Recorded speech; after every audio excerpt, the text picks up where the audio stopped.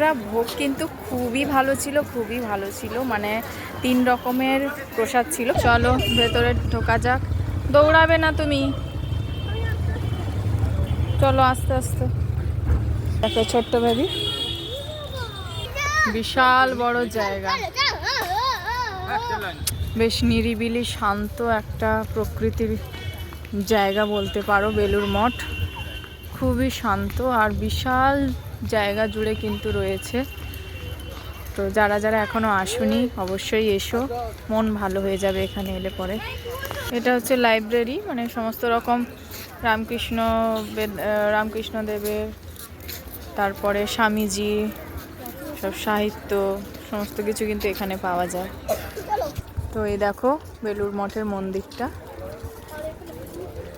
মন্দিরের ভেতরে pin drop silence, কোনো রকম আওয়াজও হবে না। আর ফোন নিয়ে যদিও ঢোকে, ফোনের ক্যামেরা কিন্তু অফ থাকবে, কোনো ভিডিও করা যাবে না। লাস্ট টাইম এসেছিলাম, ঢুকেছিলাম, তো আজকেও ঢুকবো। লোকজন ভালোই রয়েছে, ছুটির দিন বলে সবাই এসেছে ঘুরতে। ওই তো দেখ বাঁধাকপি না ফুলকপি, টমেটো, হ্যাঁ সব চাষ হয়েছে পুরো। এই দেখো বন্ধুরা, ছেলে ফুটবল নিয়ে এসছে, বল নিয়েও খেলছে নিজের মতো করে। আর এত রোদ উঠেছে, সোয়েটার জ্যাকেট পরে গরম লাগছিল, তাই আমরা খুলে দিয়েছি। তো এখানে তো সব জায়গায় ছবি তোলা বারণ, ভিডিও করা বারণ, নিষেধ রয়েছে। তো টুকটুক করে যেটুকুনি পারছি ভিডিও করে নিচ্ছি তোমাদের জন্য।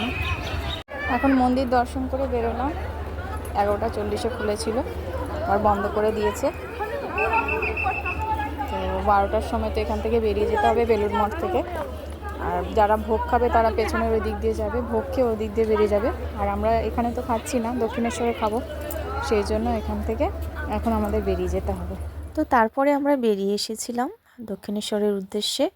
তো দেখো এখান থেকে কিন্তু দেখা যাচ্ছে দক্ষিণেশ্বরের মন্দিরটা, আশা করি দেখতে পাচ্ছ। গঙ্গার ওপারেই কিন্তু রয়েছে মায়ের মন্দির। দক্ষিণেশ্বর মন্দির থেকেও কিন্তু লঞ্চ ঘাটে এসে লঞ্চ ধরে বেলুড় মঠে আসা যায়। আগের বছর ছেলেকে নিয়ে কিন্তু বোনের সঙ্গে লঞ্চে করে এসেছিলাম বেলুড় মঠে। কিন্তু খুবই ভালো ছিল, মানে 3 রকমের প্রসাদ ছিল। প্রথমে ছিল খিচুড়ি, তারপরে ছিল এমনি গোবিন্দভোগ চালের ভাত, আর তারপরে ছিল পোলাও, মিষ্টি পোলাও, মানে সাদা পোলাও, বাসন্তী পোলাও নয়, সাদা পোলাও ছিল। আর 3টে রকম ভাতের সঙ্গে কিন্তু 3 রকমের, মানে খিচুড়ির সঙ্গে তরকারি ছিল, ভাতের সঙ্গে ডাল একটা সবজি ছিল, আর তোমার পোলাওর সঙ্গে কিন্তু কাবুলি ছোলা তরকারি ছিল, তার সঙ্গে ছিল চাটনি আর পায়েস।